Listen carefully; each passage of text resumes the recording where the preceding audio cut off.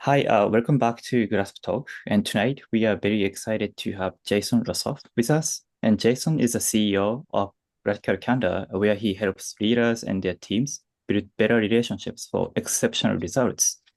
And he was a founding team member of Khan Academy, a nonprofit education platform offering free online courses, lessons, and practice for students of all ages. At Khan Academy, he started as its first designer and product manager, and later serving as chief people officer and chief product officer. And during his 7 years at Khan Academy, he helped scale the product from 100,000 users a month to over 10 million of users.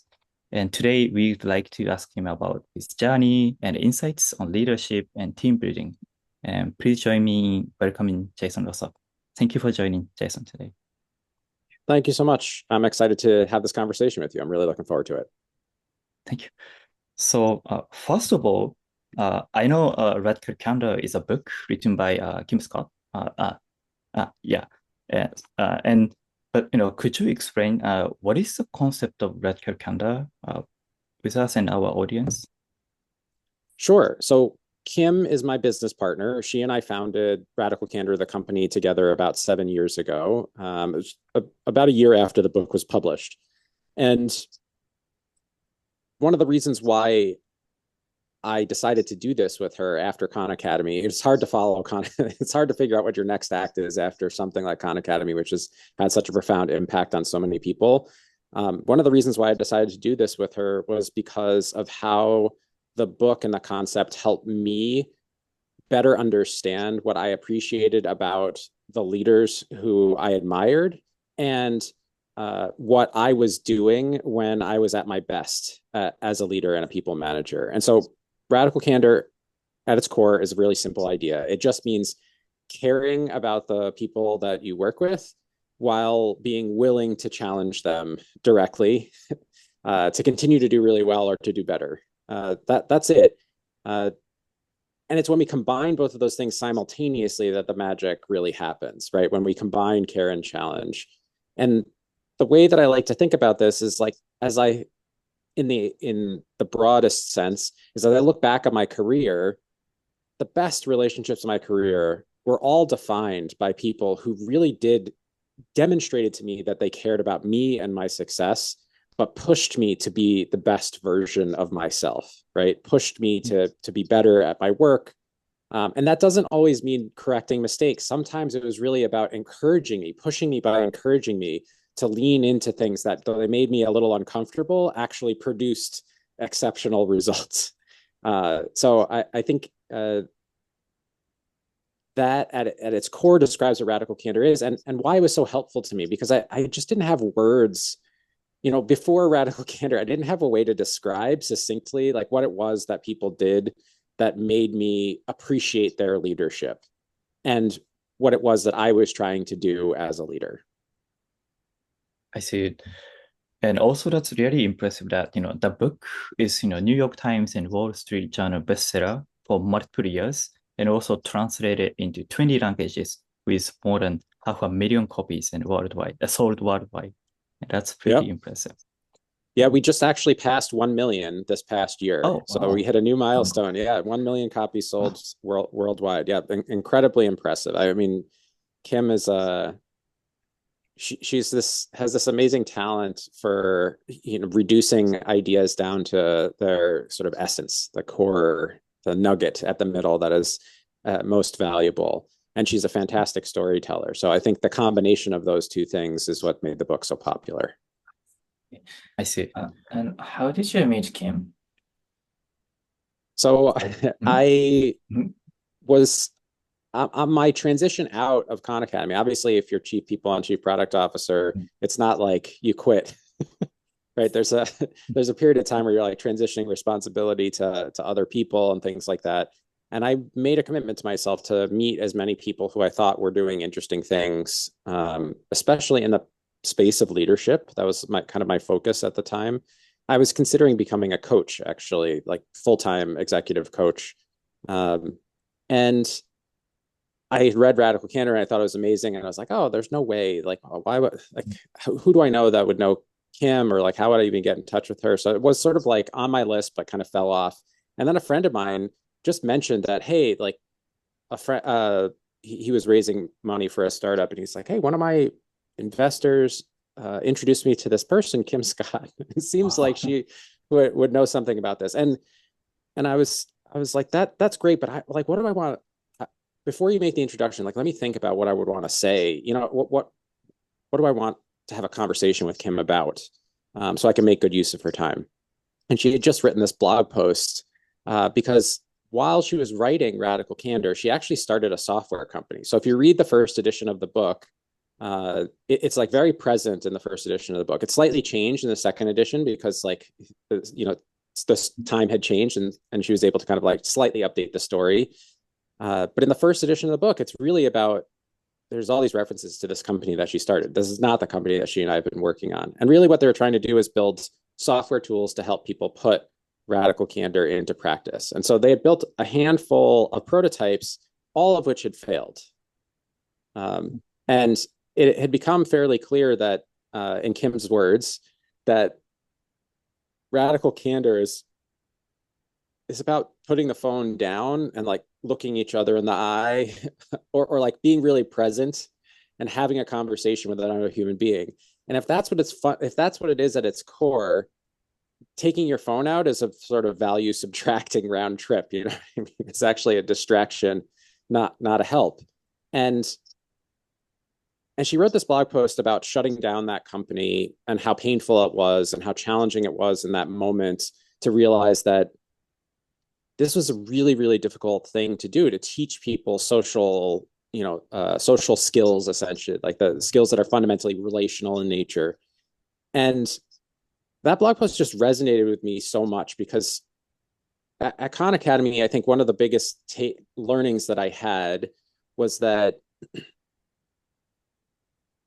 context matters. Like, content is incredibly important. And what Sal was amazing at, Sal, who's the founder of Khan Academy, was amazing at, was creating great content.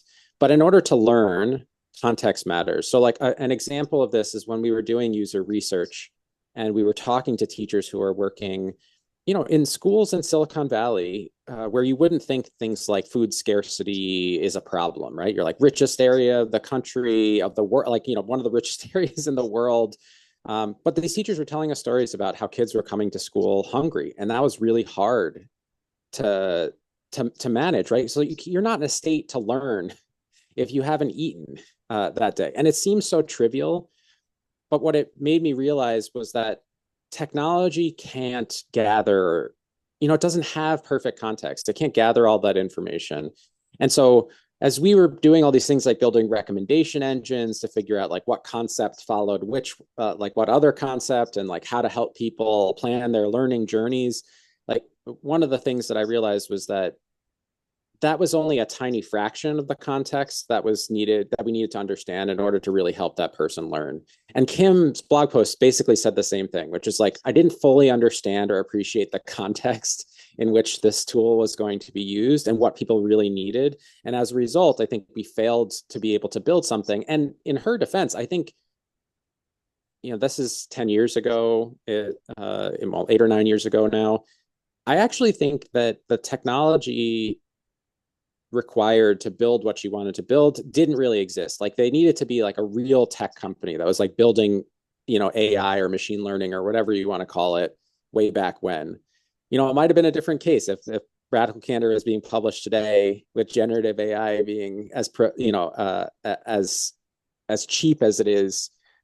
She might have had a different kind of success. But anyway, that was the crux of our conversation. It was just a commiseration of how difficult it is to teach people things with technology as an intermediary, because the technology on its own often fails to have enough context to actually be helpful to the person on the other side of it. And it was really through that conversation and just talking about how challenging it was that we built a bond. And then we both were at a point where we're like, you know what, maybe we just want to do some stuff that doesn't scale, right? That isn't like, maybe we want to try some things that are just smaller and simpler and are much more likely to where we're more in control of the kind of impact that we're going to have, even if it's on a smaller number of people. And I think it was those two things that the alignment around those two things that was sort of the foundation of our relationship, and just a genuine appreciation for the other person's point of view. I see. And also, but you serve as a CEO, right, at Radical Candor, and but it's a book, and I'm curious, what do you do as CEO at Radical Candor? Do you do like a coaching or teaching to like a private session and at several companies or advising companies? And you should elaborate on that part. Yeah. So so Kim and I met in the summer of 2017, and we didn't start the company until the winter. So our anniversary date is November 6th or something like that. And in those intervening 6 months, like Kim and I were trying to decide, if we were to build a company, what would that company be? Like, what would it do? Why was it meaningful to build a company around Radical Candor? And from Kim's perspective, she said, look, long before I published Radical Candor, I was teaching Radical Candor to groups of managers and individuals at companies, right? She was using the ideas of Radical Candor when she was on the learning team at Apple. She was using it with her team at Google, like the precursors to these ideas before she had written them down in a book. And she said, I've seen the impact of it. Like when people actually implement it, I've seen what kind of a positive impact it can have. And I'm case study number one. You know what I'm saying? Like it has transformed the way that I approach things, and it's been really helpful to me. And I've seen the impact it can have on others. And so she said, I think that this is the product that works, is this sort of like executive education, this like teaching leaders how to think about this stuff, and then teaching them some new behaviors that will help them practice these ideas with their team. And that's really what we founded the company on. The other thing that she told me was that she was not looking to run a business anymore. Like Kim, and in her heart of hearts, like she just wants to write. That's what she's always dreamed of doing. In some ways, like all of her career has been a way to fund her writing. And in addition to Radical Candor, she wrote Radical Respect. She's also written 4 novels and is working on a 5th novel. So Kim is quite prolific in her writing, although Radical Candor is by far the most successful of those books. And she said that if we were going to get into business together, whatever the business was going to do, like I was going to have to run it, and she was going to act more like a board member, advisor type of coach type of role. And I was like, great, because one of the reasons why I decided to leave Khan Academy was because as much as I enjoyed scaling somebody else's business, I wanted a chance to like do it my way. And I know that's like very egotistical, but I did. I wanted to see like what would it be like if I got to make all the decisions that I had to defer to Sal and other people as we were growing Khan Academy. So as CEO, I have 99% of operational responsibility for the business. So what does the business do? We're an executive education company. We do talks and workshops primarily, but we also sell content and asynchronous digital experiences. So think like courses and things like that on the topic of how do I apply Radical Candor? Like how do I use Radical Candor in my work to build stronger relationships and get better results? And over the last, we bootstrapped the company, and we were profitable from year one. I did the teaching. Kim did a bunch of talks, like she likes to do the keynote. But I did basically all of the workshops, like all of these sort of like highly interactive teaching sessions. And then over time, we started to scale that up. So Kim had actually had a couple of people that she had trained on how to teach Radical Candor, and we brought them into the fold, and we started essentially acting a bit like a speakers bureau, where we're connecting people to like, hey, here are some other trainers who might be able to facilitate a session for you about Radical Candor and how to apply it on your team. Year one, we probably made like $1 million in revenue.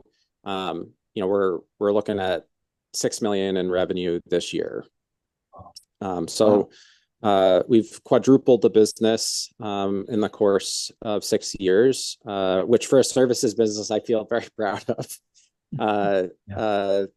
And we did this all like very intentionally. Like we've never taken debt, we've never taken investment. We've grown only based on like the free cash flow in the organization.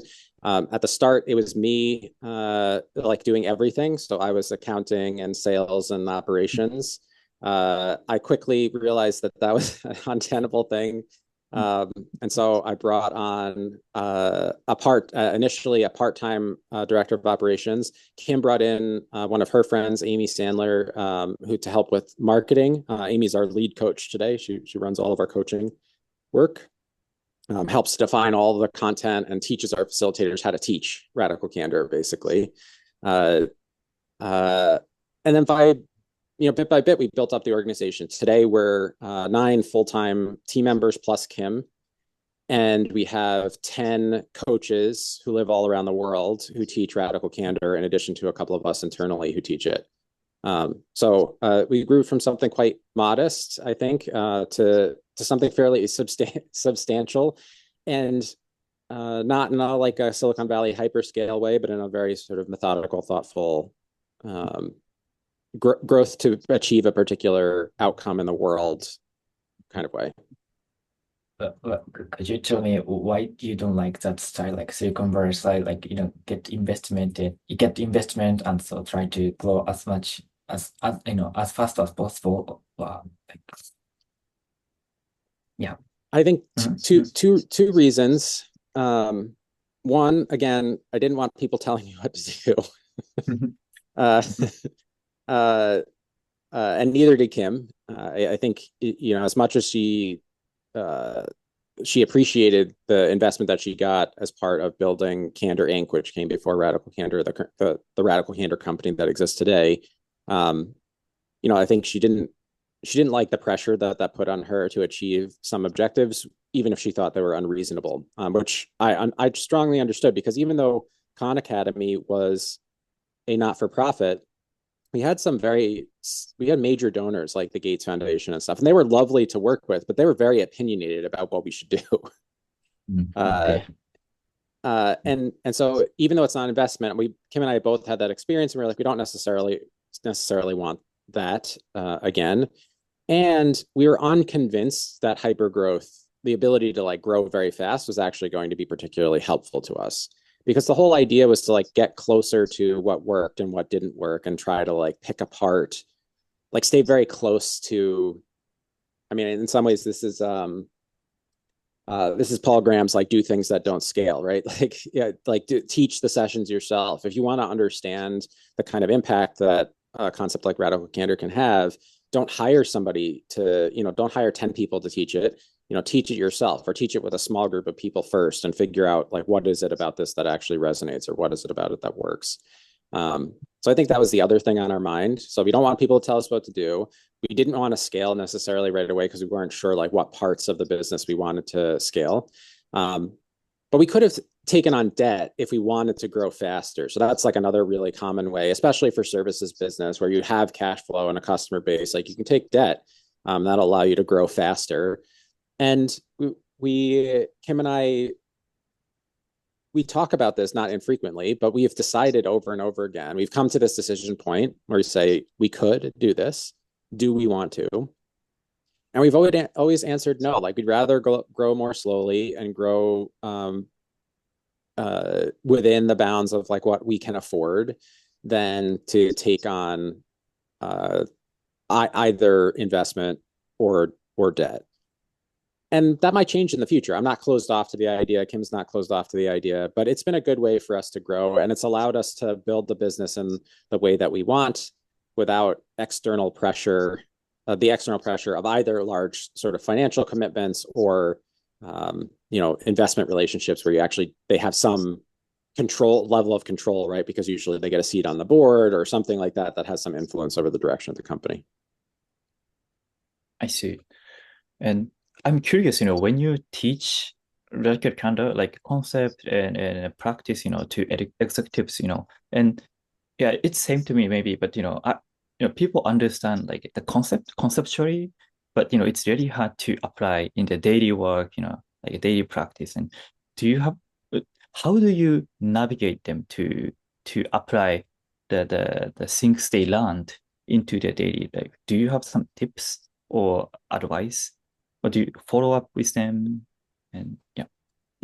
Yeah, great question. So I think you're asking a couple of questions packed into one, which is like, how do we in the moment translate the concept into behaviors or actions, things that people can do in order to achieve better results? And then the second question that you're asking is, how do we help sort of sustain that learning over time? Like, how do we help ensure that people are applying that learning after they maybe an initial session? And the answer to that is, I think we have good answers on the first, and we have okay answers on the second.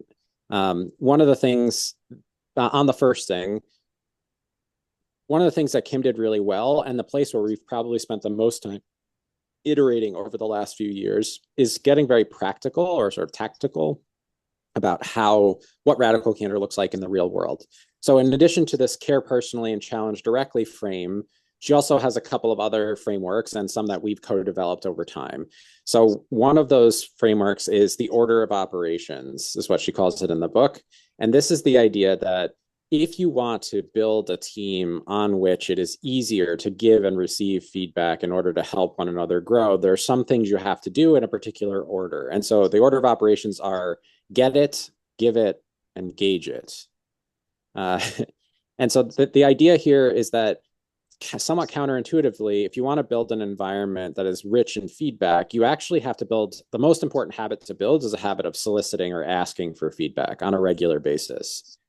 There's a great quotation, and maybe I can share the specifics with you if y'all do show notes. That's basically says that the act of asking for feedback, one, makes it easier for us to receive. So just because, like, even if the feedback is delivered the same way, if we asked for it versus it was delivered to us unsolicited in the exact same words, we react differently. At like a biological level, we react differently. So this is like they've done fMRI studies of people's brains and things like that to see like what's happening inside us when people give us feedback. And two, the act of asking for feedback is one of vulnerability and builds trust. So I think this is one of the first major lessons for a lot of people who walk into a radical candor session, is they assume that the most important thing they can do is sort of tweak the way that they deliver their feedback if they want to get better results. Like, oh, I'm going to learn like a little change that I need to make in how I say my feedback to other people, and that's what's going to help me succeed. And we're like, nope, actually, that's not where to start. The place to start is by asking for feedback. Then we tell people you need to give feedback, and that means both praise and criticism. So this is the other thing, is that people think the only valid form, many people live in a world where the only valid form of feedback is criticism. That's the only thing that's going to help you grow. And so that's the only kind of feedback that matters. It turns out that that's wrong on it's wrong on every level. So like the most valuable developmental feedback that people get is praise. It is helping people identify. Another way to say it is like positive target identification. It's basically helping people see or understand or perceive what they do that actually works. And the example that I like to give is there was a study that was done, has nothing to do with work. It was done with bowling, the American sport. It's like, I think your audience is going to be familiar with it, even if it's global. But anyway, bowling, it started with this sort of bowling coach. And they did this study where they had the coach review tapes of people bowling. And then the coach, in one condition, the coach would criticize, like, oh, you put your foot in the wrong position. Your foot was turned in, you need to turn your foot out, for example. Or, where you release the ball was too high or too low.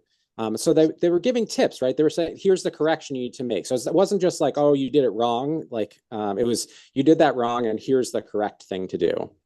And then in other situations, what they did was they had that same coach review the tape and say, oh, here's one thing that you did right. You should focus on doing that thing correctly again.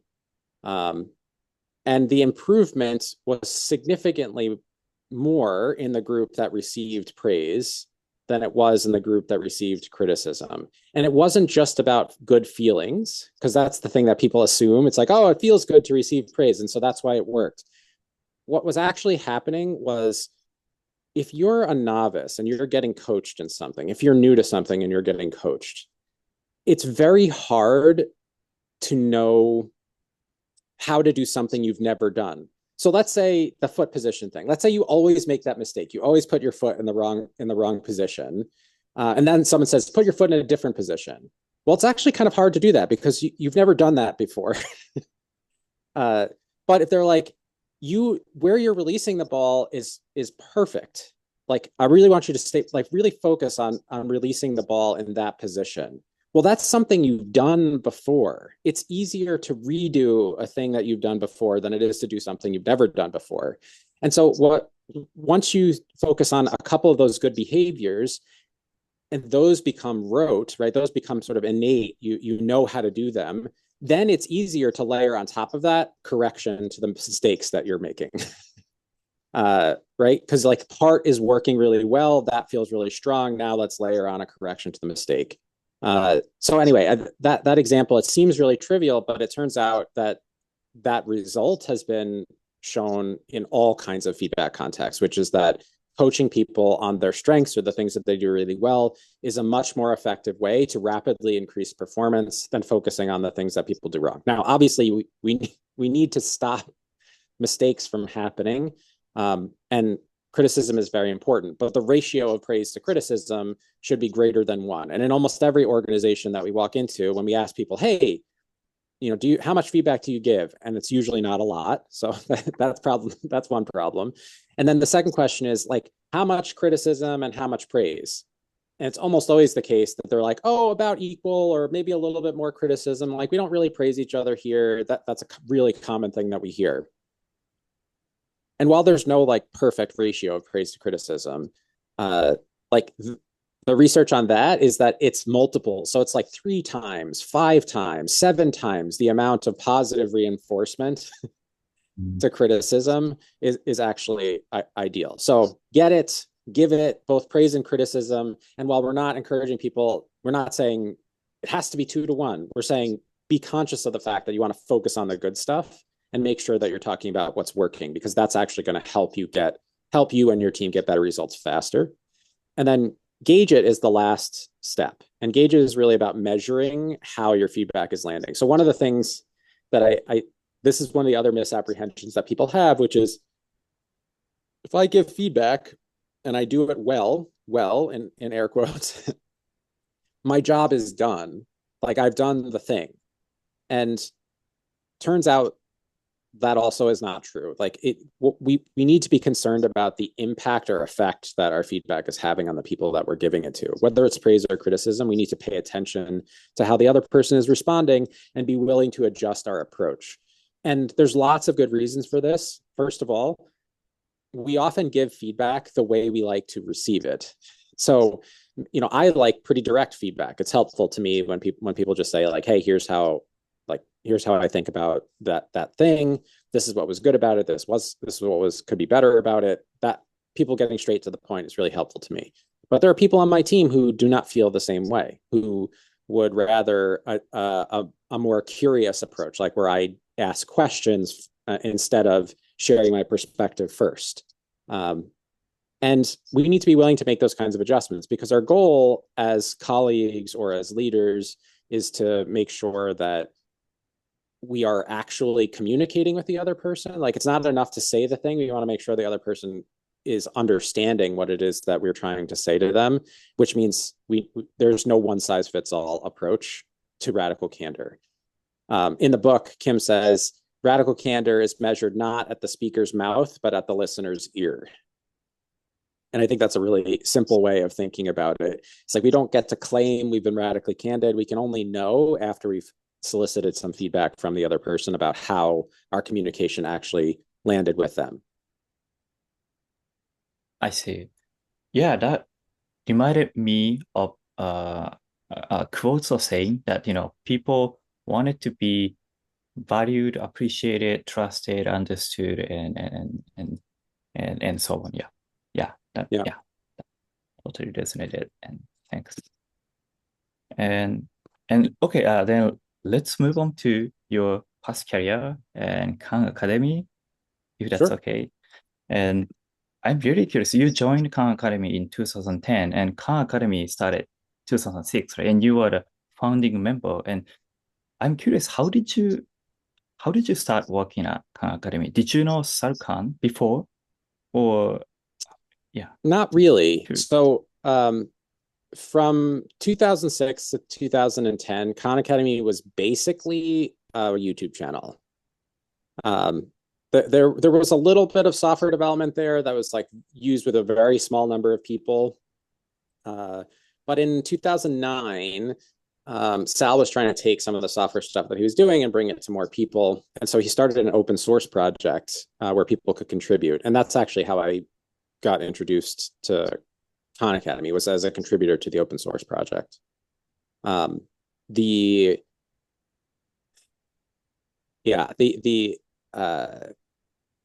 2010 was the first time that Sal got any sort of funding to hire anybody. So the first bit of funding he got was from Ann Dorr, who is a philanthropist in Silicon Valley, who sort of maybe saw Sal in an interview or something like that, and had a conversation with him. And she asked him, like, how are you funding Khan Academy? He was like, out of my savings, like I'm funded. It's like self-funded. I'm like spending my own money to run it. And it was at a point where he had a family and and they were like, can we continue to do this? Like, how is this going to happen? And so she was his first major donor, and she went back and wrote him a check for like $100,000 or something like that, and said, you shouldn't be funding this out of your savings. And then shortly after that, he got, maybe 6 months after that or something, he got funding from the Gates Foundation, $1 million grant. And it was on the back of that $1 million grant that he was able to start considering like building a team. And so with that money, he hired one of his best friends from college, Shantanu, who was like the chief operations officer, like COO type person. And then he hired Ben Kamens as head of engineering, and me. And Ben and I were working together at a company called Fog Creek Software in New York City at the time that this happened. So we were actually, we had been working together for like 5 years at that point, and we had been working together to contribute to this open source project. And yeah, he sort of reached out to us and said, I'm looking to hire a team. Ben had been volunteering longer than I had, and he's like, do you know anybody who might be able to do some product stuff? And Ben was like, well, Jason's actually been in the background helping me with like the product definition design and things like that. And we met for the first time over the phone. I was in New York and he was in Silicon Valley. So, and then Ben and I flew out for like a week to meet the team, to meet him and Shantanu. The rest is history. I think like we collaborated together over the course of that week. He was pretty excited with the direction we were able to take things. And he sort of offered us the job on the spot. Now, the job was for significantly less money than we were currently making, and it required relocating to California. So it was a little complicated, like of a choice, like from a family perspective of a choice. My wife and I bought a house in 2005, and we were like, what do we like? Do we sell the house? Like, what if Khan Academy collapses? Like, maybe it might not go anywhere. the classic sort of startup story of like, do we uproot our entire life for this? But I was lucky enough to have a partner that was, excited for an adventure, and it turned out to be an incredibly like a good decision, not only because Khan Academy turned out to be very successful, but also because we loved living in California. It was like a great change of life for us. And allowed my partner Jillian to change careers too, because she was in sales up until that point, and she's now a therapist, a marriage and family therapist. So she went back to school and started her new career in California. But that was like part of the deal. So I said, well, if we move, I get to do something new, but you also get to do something new if you want. I see. And I'm curious about early days hiring in early days, because, in early days, if you hire someone, then that affects the culture a lot, right? The percentage, the ratio is higher. And I wonder did you find the right person early days? Because, those people set the culture, right? So, yeah. Yeah, I think I mean, the truth is we didn't always find the right person. What I will say is that one of the big advantages of Khan Academy, and I think there's a similar advantage at Radical Candor, is that there's like a philosophical underpinning to the reason for the business to exist. And that really is quite helpful at weeding out like a big chunk of people who you wouldn't want working. You know what I'm saying? Like, I feel like the idea of like caring deeply about educating people, for free all over the world, and at its core is this sort of there's this moral stance that like people deserve, like it's a human right. High quality education is a human right. And so it tended to attract people who already believed those things, which helps a lot in terms of like maintaining a culture that is really mission driven. The fact that Khan Academy was a not-for-profit also helped, because they're like, you knew when you joined that there was never going to be stock options. You know what I mean? This was not the kind of thing where you're going to get rich. So that filtered out a whole bunch of other people, especially in Silicon Valley, who would not have been great fits for the organization. But we made some mistakes along the way. I'm not going to say that we didn't. I think especially because like there were some things that we had to get good at that we weren't necessarily very good at, like fundraising. Sal he's actually really incredible as a fundraiser. And I think he's talked about this publicly, but Sal is terrified of flying.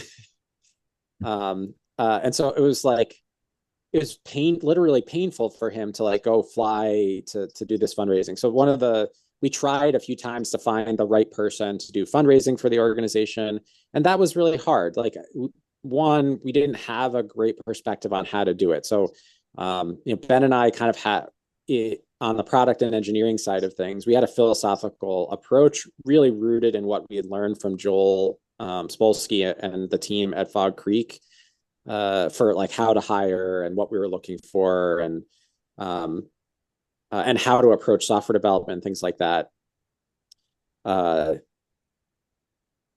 But that was an area of the business where we didn't. So we had some false starts there, right? We like hired some people and they weren't quite the right fit. They were, they were maybe used to fundraising for a different kind of organization, different kind of nonprofit organization than the one that we were trying to build, and things like that. So that's an example. We also made some bad hires on the product team, people who weren't exactly the right fit. But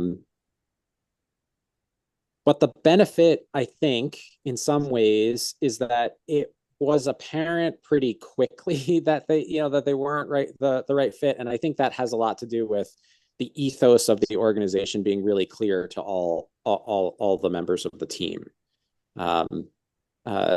And I think the same thing is true with Radical Candor. Like, there have definitely been some people that we worked with over the years that we thought were going to be great and turned out not to be great.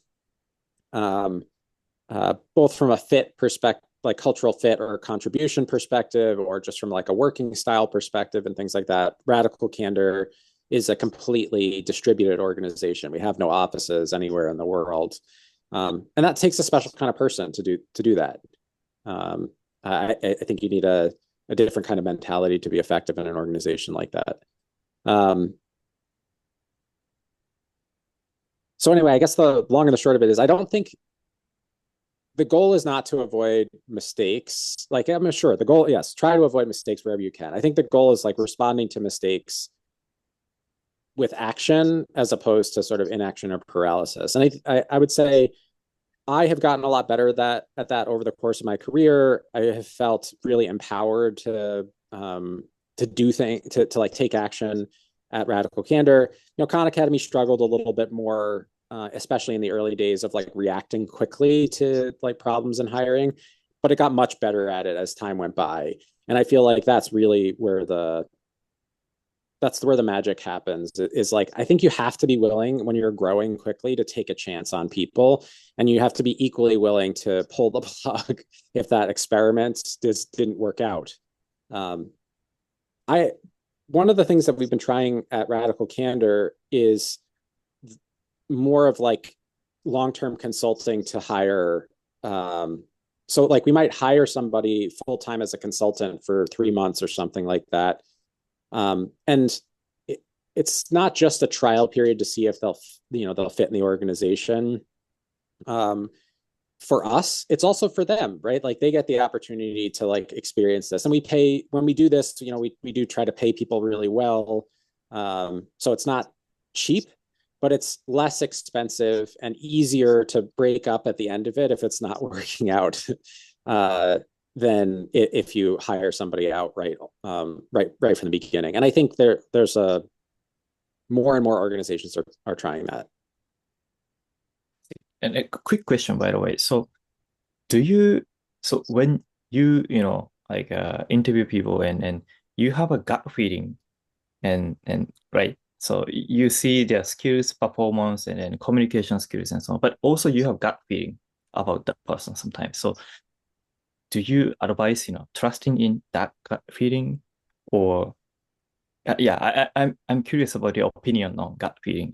Sometimes everything looks great, but my gut feeling says no. And in that situation, have you went through that situation? Yeah, absolutely. And here's the thing about my gut is she's unreliable. I think what I've learned is that when I get one of those feelings, it's usually an indication. It's helpful to look underneath that feeling. So usually the gut feeling is like, I feel uncomfortable for some reason, right? Like there's some reason I feel uncomfortable. And instead of making a decision based on that gut feeling, instead what I've learned to do over time is to try to understand the reason beneath the gut feeling. What is it that I am uncomfortable with about this situation? Can I name it? Can I get more specific than that? That is that is probably like the biggest lesson that I've taken away. The second thing that I'll say is that I don't think you should make hiring decisions based on gut feelings. I also don't think a single person should make a hiring decision completely on their own. I think that hiring, promotion, and firing decisions should have at minimum 2 people's perspectives in there, because there's always a risk that it's that the source of that gut feeling is like, bias or prejudice against that person for some reason that I might not even be fully aware of. And so one thing that we instituted at Khan Academy to help with this was we had a rubric, meaning we had a definition of like what we were looking for in people. And we asked people to evaluate against that rubric. So that was number one, to help reduce the amount of bias. But we left like at the bottom of the rubric was like a blank spot that said like, what else did you notice about this?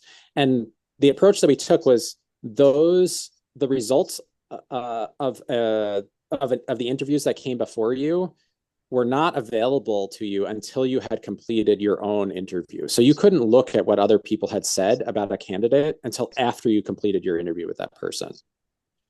And what we noticed was that those gut feelings were often reinforced when other people had the same observation, kind of blinded, right? Without knowing that the person before them had a similar feeling. And that was a really helpful way to turn the gut feeling into data that you could actually respond to in a way that was fair to the person who was applying for the job. I think we experienced the same things as you mentioned just recently. So yeah, that's why we are noting. So yeah, you are the right person we should ask.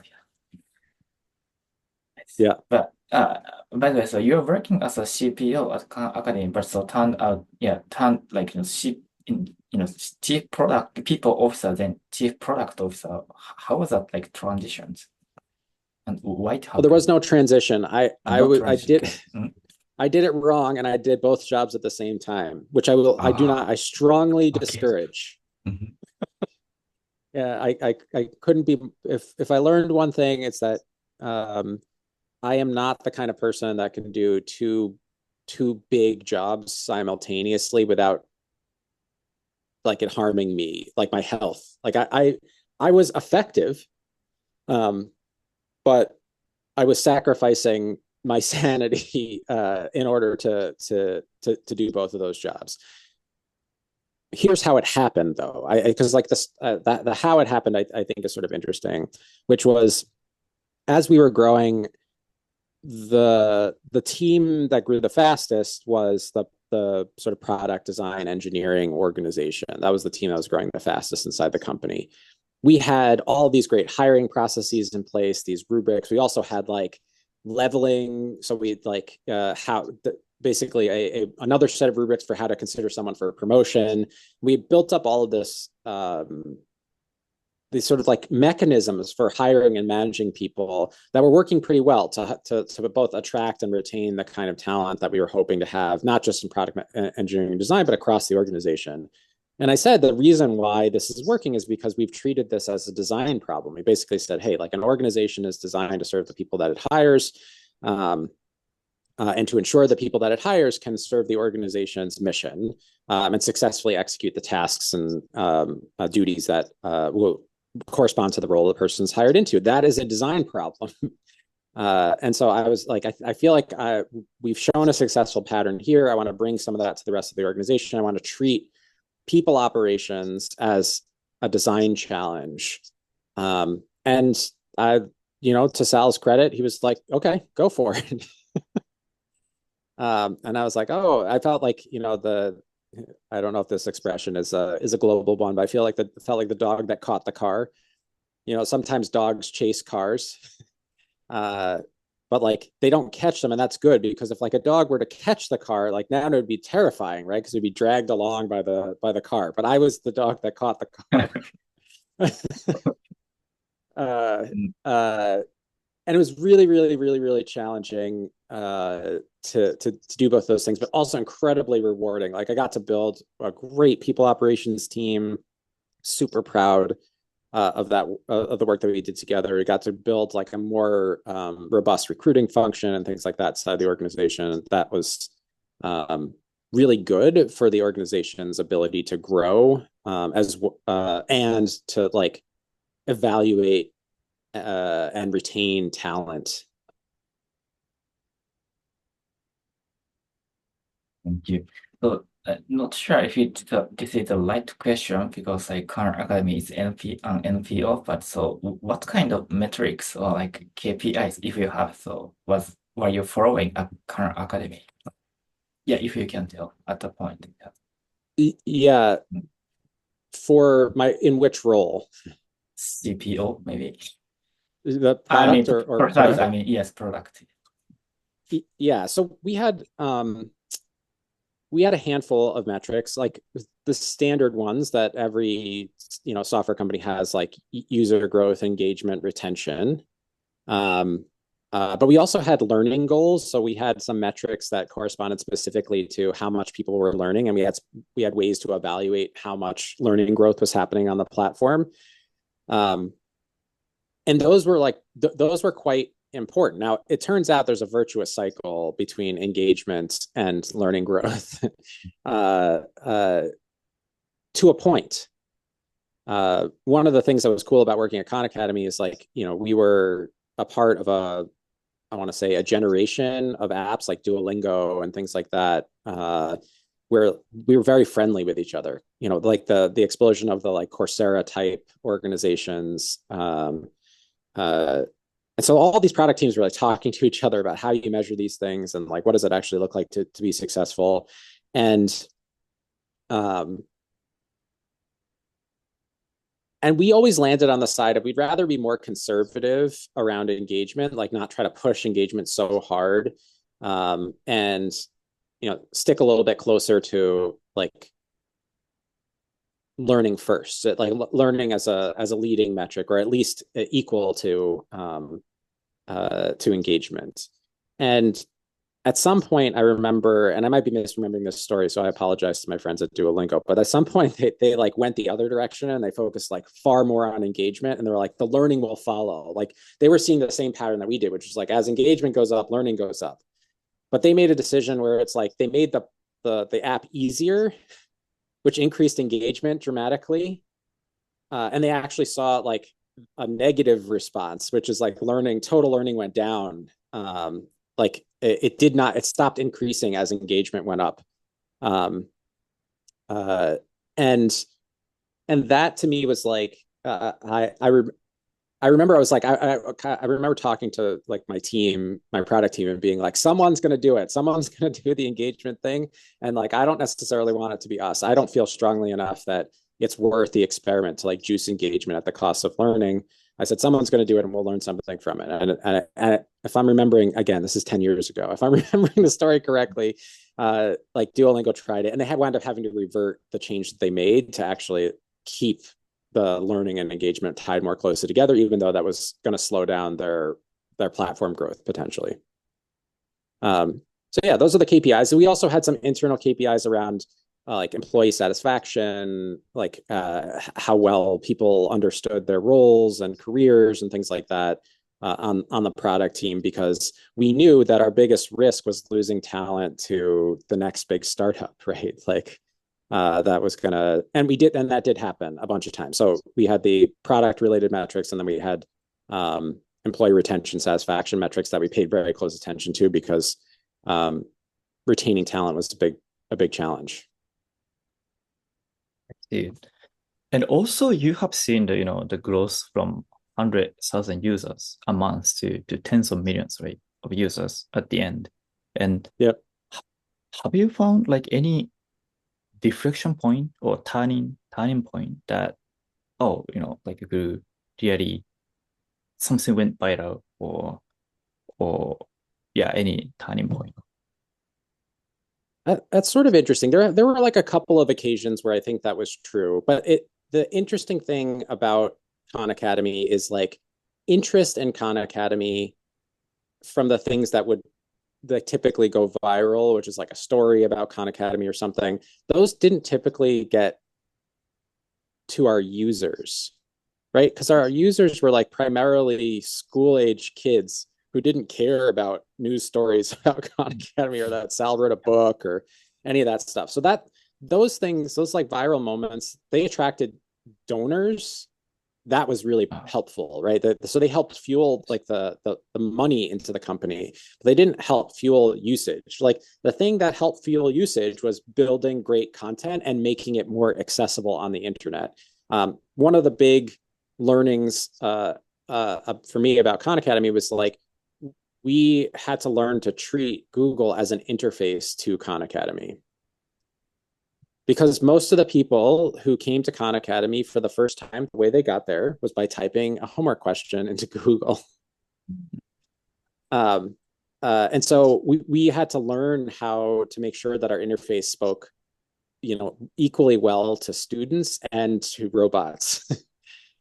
So that it was easy for people to discover the content that we had. So great content, number one, discoverability of content, number two, were the things that actually led to growth. And there were some like moments where we got like significantly better at discoverability that had, real growth implications. But I would say most of it was just sort of like hard fought year over year, like incremental improvements, making things better.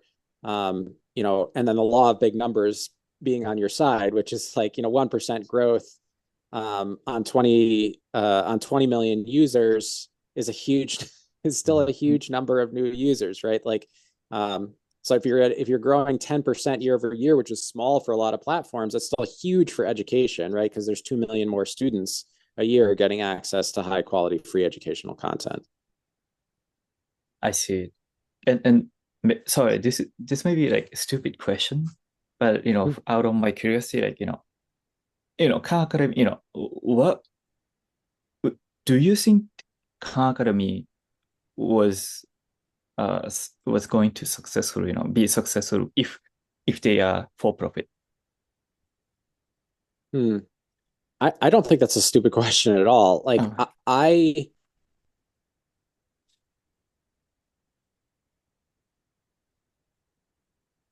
I think it would have made it very hard if we had to monetize early. It would have made it very hard to. There would have been a lot of things that like led us away from the mission. That's what I think. If the mission is to provide a free world-class education for anyone, anywhere, free of charge, if that, like, what I'm saying, a world-class education free of charge, like, I think being a for-profit company would have challenged us a lot. Now, I don't think it would have been impossible necessarily, but I think it would have been incredibly challenging. What I will say is that even as a not-for-profit, one of the things that we realized over time is we had to, if we wanted independence from our funders, we had to find ways to generate revenue. We just had to find the right audience to charge. You know what I'm saying? We had to find the right customer to charge. And what over time, the way that we accomplished that was we charged partners like the College Board, who makes the SAT. We charged them to build free SAT prep on Khan Academy. So they paid us to make a free product for their audience, because one of their objectives as an organization was to make it so that there wasn't such an advantage for people with wealth in taking the SAT. So that was one way that we made money. And the other way that we made money was by licensing to school districts who have a budget. Like, you can buy a textbook, or you can license, Khan Academy and get an interactive textbook, essentially. Licensing school districts. And then also there's a virtuous cycle there, because the school districts could apply for grants to get Khan Academy as a license. But essentially, like, it gave us more independence from the grantors, because the relationship was us to the school district, not us to the grantor. And that helped to align some things that and generate some independence, and both in terms of like decision independence, but also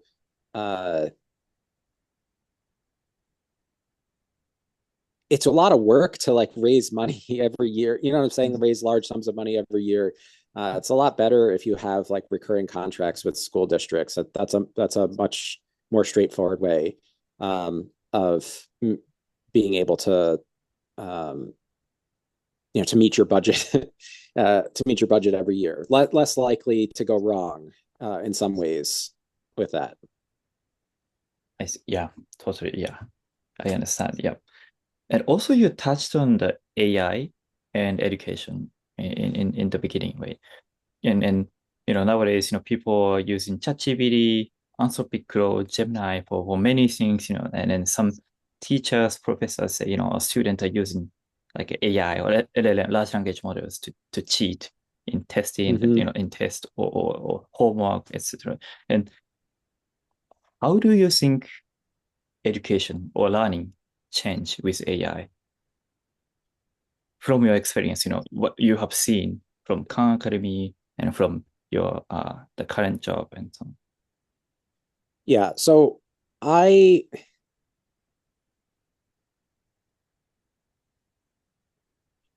have sympathy for the college professors who are like, oh, they're using, it's possible to cheat the system and that makes AI bad for education. I have sympathy for that point of view, and I feel like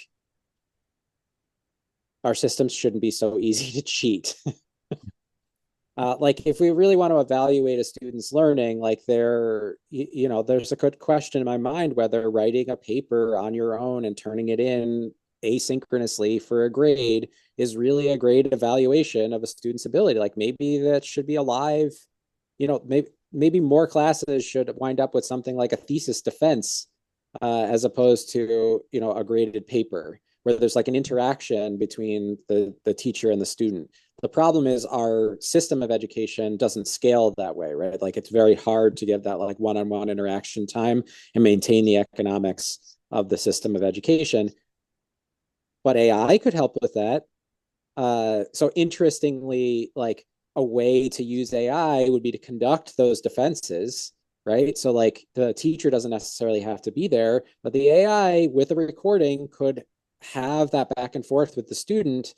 And so the teacher could still do the evaluation, but the AI could conduct the interview.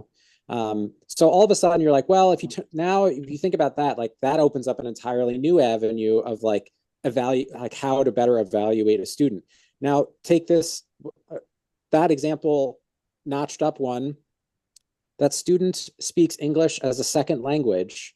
The AI can conduct that interview in their native language and translate the results for the teacher who only speaks English.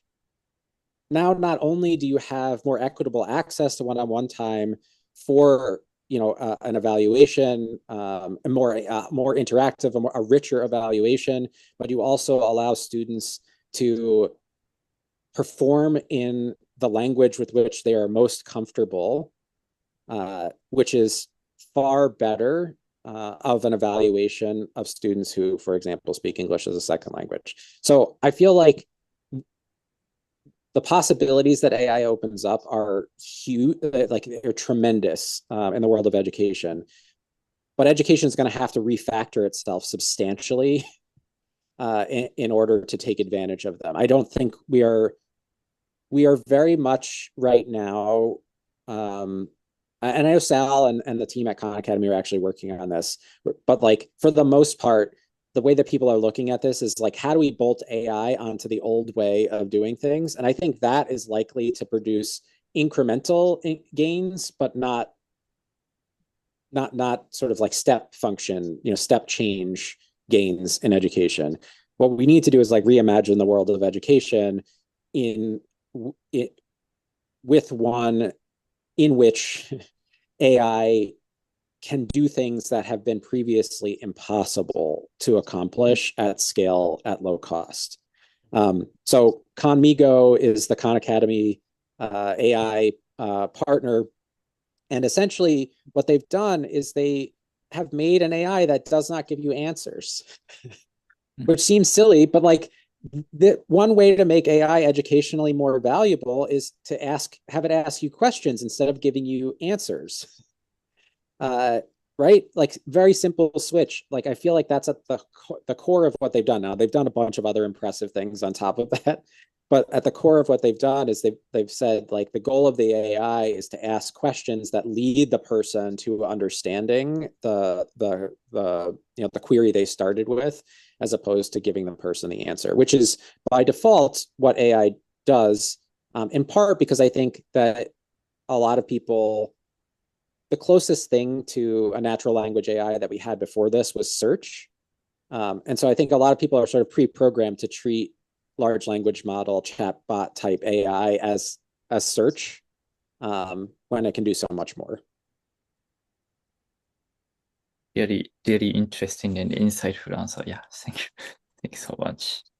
And yeah, so yeah, since time is running out, but yeah, do you have some advice to future founders, product managers, or someone like you?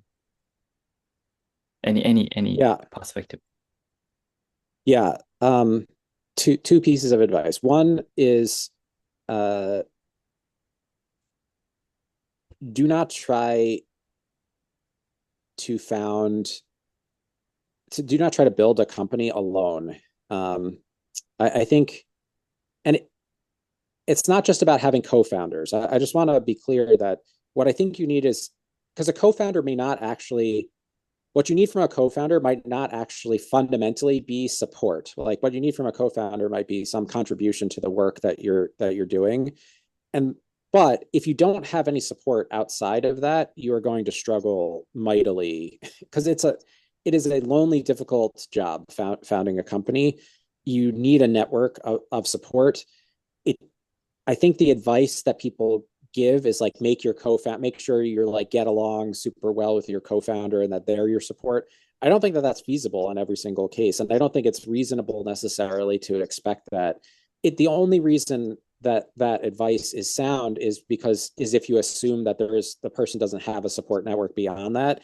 And I feel like in Silicon Valley, a lot of the worst breakups that I saw were the result of people needing something from each other that the other person really couldn't provide. And it frequently wasn't related to the work. It was often related to the relationship and expecting that they were going to be like close friends or like really, and like that doesn't always work for every business. And it doesn't always make sense for every business.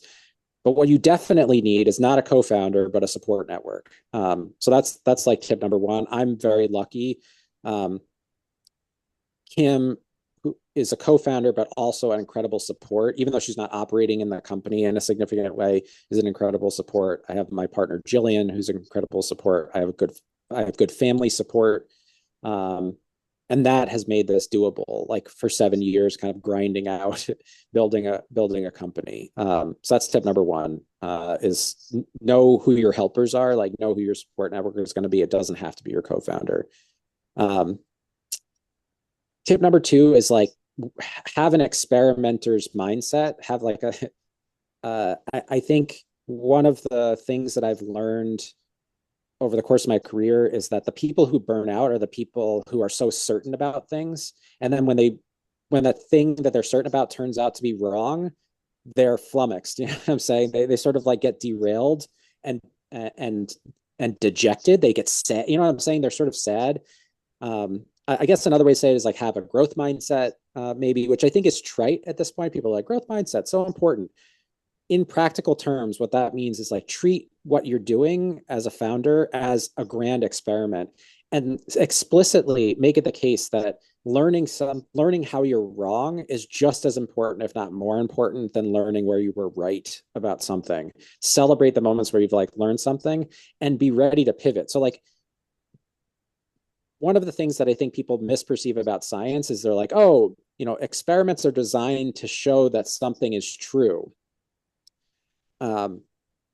Which is wrong. Good experiments are designed to disprove a hypothesis. They're designed to put the harshest possible test against a hypothesis and disprove it if possible, because it's very hard to prove something is absolutely true.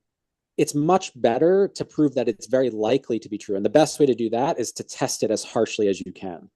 So that's one thing, is like, that is the frame that you should have, is like, I should be testing the hypotheses that I have as harshly as possible and expect them to be disproven. Interestingly, the most common result of scientific experiments is a null op, no result. I do not learn anything from this. I neither prove nor disprove my hypothesis. And so be prepared for that, but find the kernels, like the small things that you can learn from, like maybe the way you structured the experiment could have been better or something like that, and use that to fuel the next experiment. But have that experimenter's mindset, be excited to be proven wrong. And it's much less disappointing because you're going to be wrong all the time. Like, this is the thing about founding a company, is like, if you're doing something that's at all novel, you're going to be faced with decisions that no one has had to make that exact decision before. It might be very similar, but it's not going to be the exact same context or the exact same inputs into that decision. When you're doing something novel, you are guaranteed to make mistakes. There's no way to successfully do something novel over and over again correctly, except by blind luck. Like, that's the only way you're going to be successful all the time. So if you expect that, it doesn't derail you. And I think that I learned that at Khan Academy. I think it was like, so many assumptions that I made were just wrong and proven wrong over and over again, that I got really good at instead being curious, seeking data before I made a decision, and then understanding, even with that data, that decision that I was about to make, there's still a high probability of being wrong. And the most important skill I had was to pivot quickly once I learned that I was wrong. I see. Yeah, thank you for the great advice, and that means a lot. Yeah, thank you.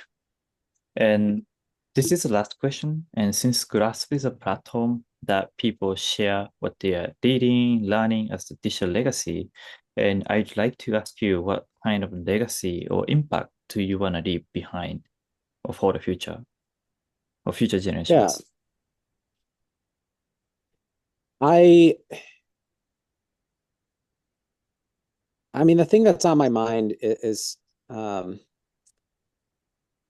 me tell you a story. I had a person who was working for me at Khan Academy who was incredibly talented. She was a designer, is a designer. And she would often come to me very frustrated that we weren't able to make like big sweeping changes to the platform, or it felt like that the impact that we were having was incremental. And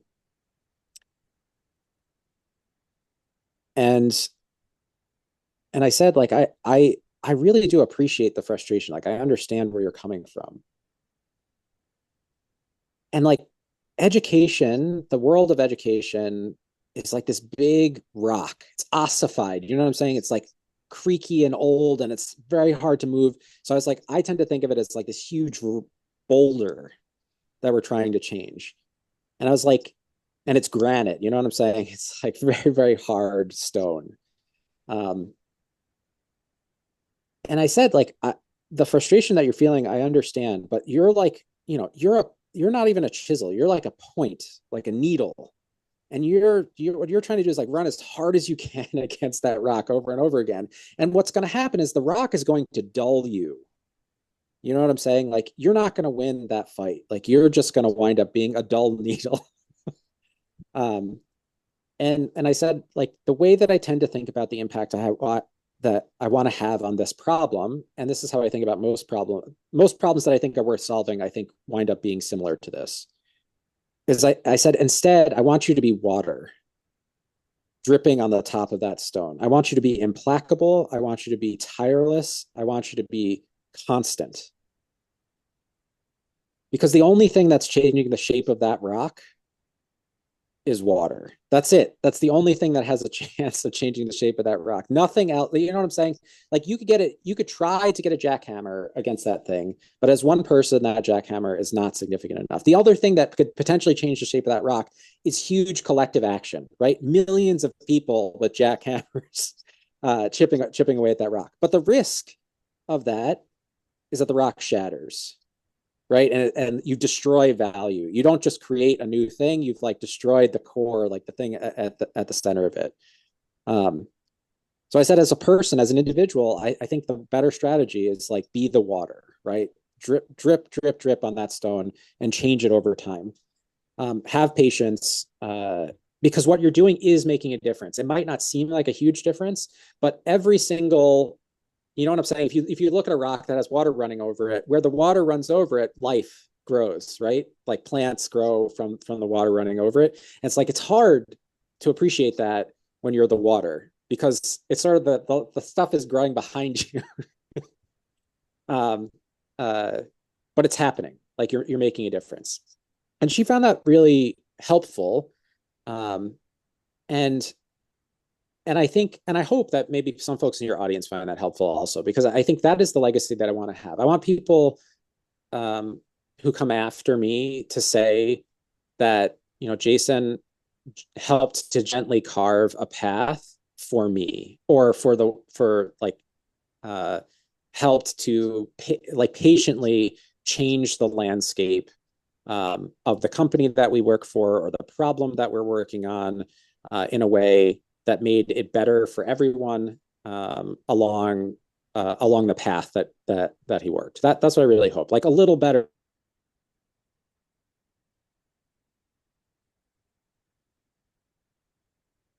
every day. I know it seems really trite. Have a similar take a similar approach. right? They take that little better every day approach, because I have seen it have massive impact over time. Khan Academy, it seemed like this huge thing that was changing all the time, but honestly, it was those little improvements that we made along the way that wound up making a cumulatively huge difference over the course of 7 years while I was there. Yes. Yeah, it's really deep, and yeah, thank you so much for sharing the story. And yes. Yeah, so thank you so much for joining today. Yeah, we really enjoyed the conversation and learned from your experience and insights. Thank you so much. Absolutely, my pleasure.